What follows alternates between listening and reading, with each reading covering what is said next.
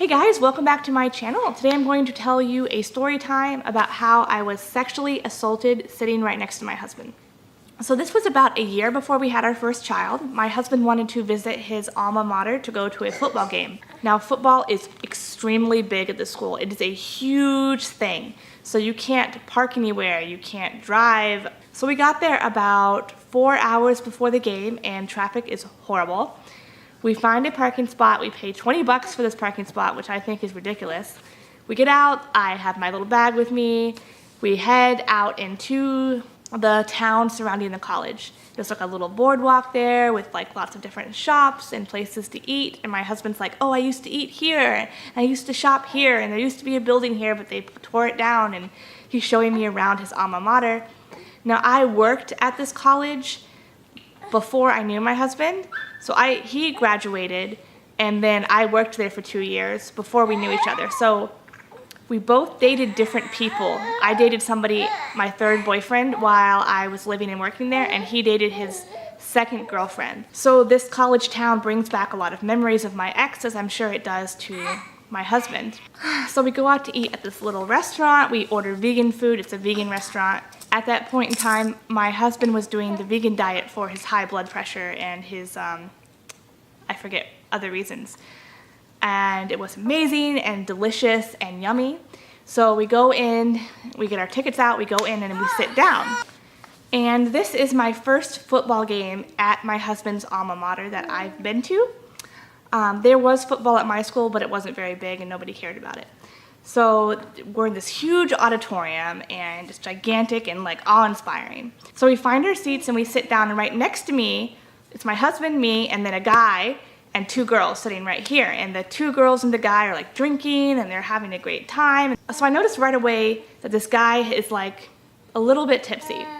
One thing that I forgot to bring is I forgot to bring sunscreen, and it's like 80 degrees out and the sun is like blaring on me. So I am someone that sunburns very easily. I have really fair skin. I basically spend 30 minutes outside and I'm blistered. So I'm actually wearing a sweater. And this guy keeps saying, are you hot? But you need to take your sweater off? Like, here, let me help you take your sweater off. And I'm just like, no, I'm fine. You know, I explained that I sunburn really easily, and so I'm wearing a sweater even though it's really hot. And so he and I, the guy next to me, start talking because I don't care about football. And my husband is like standing up and like singing and like jumping up and down and going to get food and coming back and forth. So as the game goes on, we're about halfway through at halftime, this guy is like plastered. I am talking plastered, and he will not leave me alone. And I've always been someone that when I hear these kinds of stories, I'm like, well, if that ever happened to me, I would just tell him off and tell him to get out and leave me alone and stand up for myself. But in the moment, I was actually terrified. I was really stressed and scared, and I didn't want to tell my husband about it because I didn't know what he would do. Like, I didn't want there to be like a fight or something, and I didn't know how to tell this guy to leave me alone. He was trying to hang on me. At one point, he stuck his hand on my breast and grabbed it. He was reaching behind me and putting his arm around me and grabbing my butt. I was legit seriously uncomfortable by this. Looking back, I just should have asked my husband to switch seats with me. Like, I don't know why I didn't do that, but for some reason it didn't occur to me. So I think my husband, when I told him about this later that night, thought that we were just talking and like becoming friends, like no big deal. So finally one of his girlfriends that was there with him, they were all just friends, they weren't like dating or anything, but one of his friends that was a girl noticed how uncomfortable I was becoming and made him switch seats with her. So that's how it ended up stopping. It was seriously really stressful because here I am sitting next to my husband that I've introduced to this guy and his 2 friends that are girls, and he will not leave me alone. He was grabbing my breast and my butt and putting his arm around me and like rubbing himself on me, and like I didn't know what to do. I'm being completely honest, I did not know what to do. My husband was livid when I told him later. Livid. He was like, why didn't you tell me? I would have switched seats with you. I would have told this guy to get the F away from you.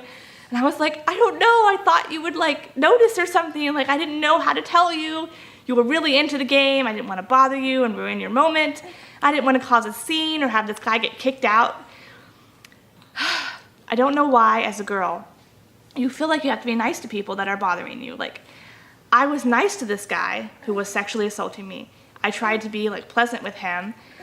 I was not being flirtatious or in any way asking to be like grabbed and groped at this football game. But next time I will definitely tell my husband or switch seats or something if we end up going to another game, because now we have children and we never go anywhere. So I'm sorry if that story was just all over the place, but that was my experience getting sexually assaulted by this guy at a football game. He probably doesn't even remember it because he couldn't even walk when my husband and I were leaving. We went out to eat again at another restaurant that he really loved in that town. He was like being helped out by his two friends. So if you guys want to hear more stories, let me know if you like this type of format. I'm just trying out different things for my channel. I do want to get back into doing knitting and crochet videos, but I just don't have time right now. So I will see you guys next week. Bye.